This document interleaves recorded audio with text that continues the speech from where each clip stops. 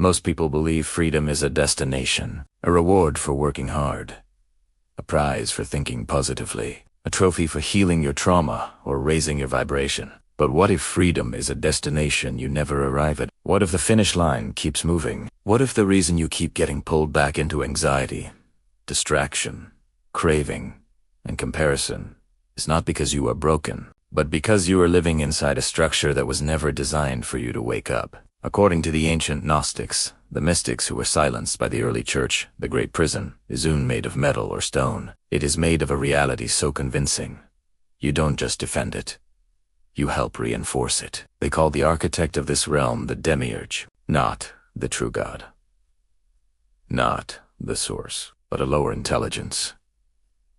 An imitator, a celestial AI who rules through one primary algorithm: division and forgetting. And here is the truth that is so simple.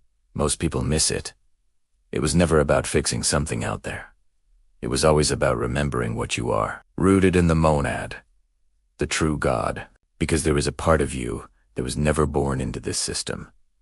A spark that doesn't belong to the cycle, doesn't belong to the drama, and certainly doesn't belong to fear. In this video, you won't just learn what the Demiurge's world is. You'll finally see the mechanisms that have kept you trapped inside it. And most importantly, you'll discover the only way out. It is not through fighting. It is not through escaping. It is through return. To understand the return, we must first understand the fall.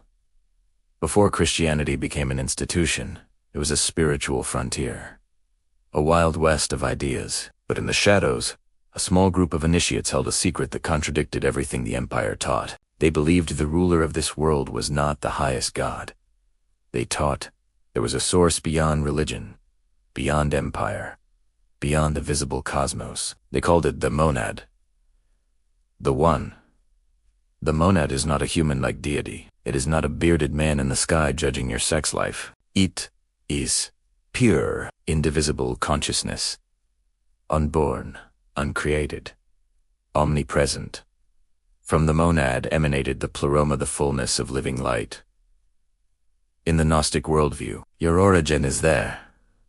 You weren't built to struggle for meaning. You were built from meaning.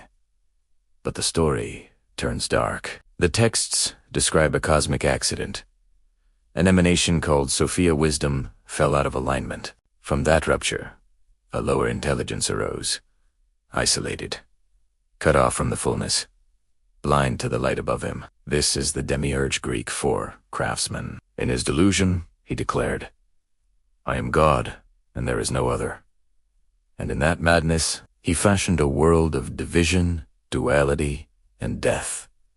A simulation designed to keep sparks of light trapped in heavy matter. This is why these texts were burned. If the creator of this world is flawed, then the emperors and priests who claim his authority are also flawed. If salvation isn't earned by obeying the system, but by remembering you don't belong to it, then the system loses its power. The discovery of the Nag Hammadi library in 1945 wasn't just archaeology. It was a jailbreak. It revealed that the Demiurge's greatest power is not violence.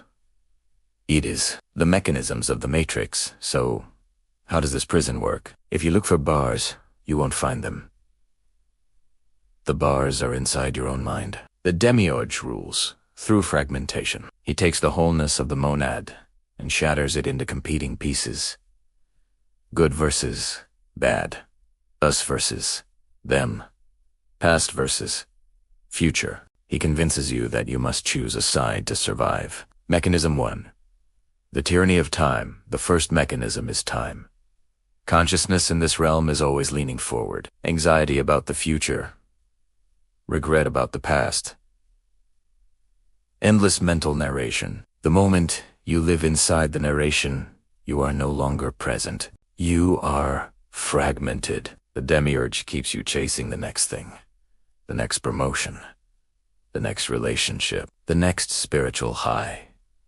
As long as you are chasing, you are moving. And as long as you are moving, you cannot find the stillness where the monad lives. Mechanism 2. The economy of attention. The second mechanism is attention harvesting. Your attention is not just psychological. It is spiritual currency. It is the substance of your soul. Wherever your attention goes, your life force flows. Why do you think the world is engineered for distraction? Why is the news cycle designed to trigger outrage and fear? It isn't just clicks. It is Loosh energy farming. The moment your attention is pulled outward, you forget the inward light. And forgetting is the Demiurge's kingdom. Mechanism 3, the Archons. The mental parasites, the third mechanism, is the art. The Gnostics describe these not just as monsters, but as forces, mental software programs. They manage consciousness from the inside. Have you ever noticed that the moment you try to meditate, you're nosy, or you suddenly remember an embarrassing thing you did 10 years ago? Or the moment you decide to change your life, a crisis happens. That is the Archontic defense system. It is a containment protocol designed to snap you back into the trance the moment you start to wake up. They govern through specific states: fear, craving, comparison, shame. Not because you are weak, but because those states create identification.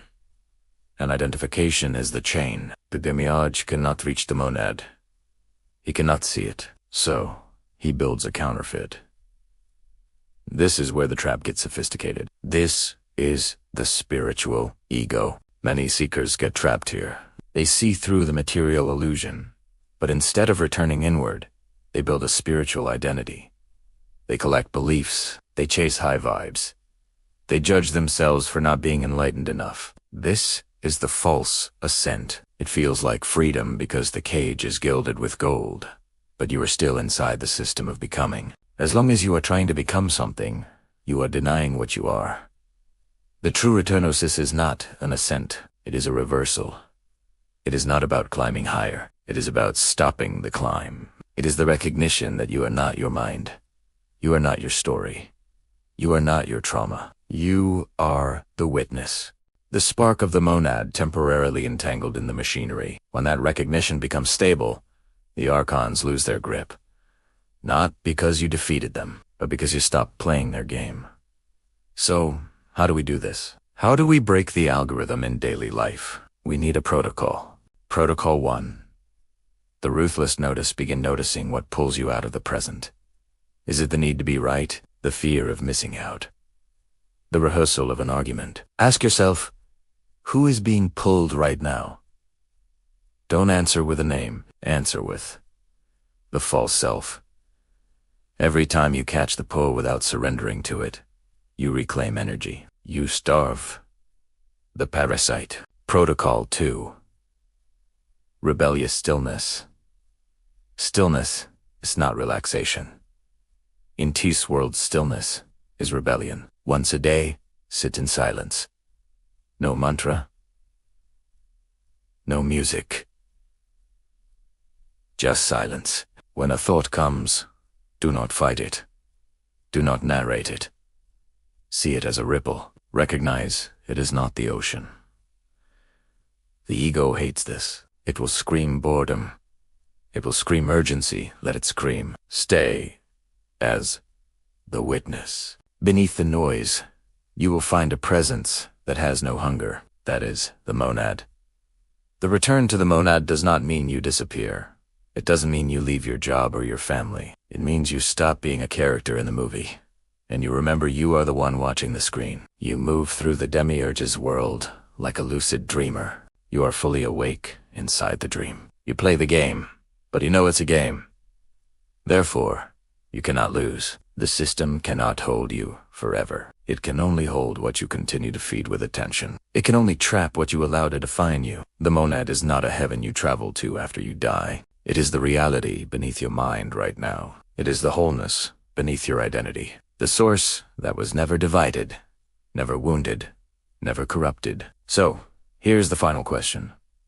If the prison is built of your attention, what happens the moment you take it back? What becomes possible when you no longer obey the pull of fear? If this resonated with the spark inside you, let me know in the comments.